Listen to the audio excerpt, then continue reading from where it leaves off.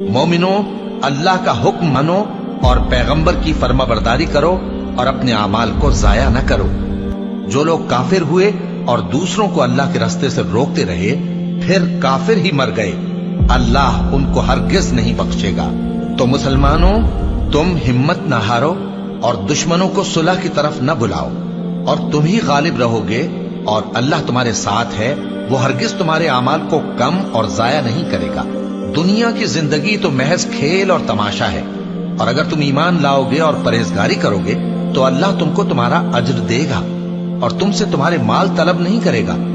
اگر وہ تم سے مال طلب کرے پھر تمہیں تنگ کرے تو تم بخل کرنے لگو، اور وہ بخل تمہارے کینے ظاہر کر کے رہے۔ دیکھو، تم وہ لوگ ہو کہ اللہ کی راہ میں خرچ کرنے کے لیے بلائے جاتے ہو، تو تم میں ایسے شخص بھی ہیں جو بخل کرنے لگتے ہیں، اور جو بخل کرتا ہے اپنے آپ سے بخل کرتا ہے، اور اللہ بے نیاز ہے اور تم محتاج۔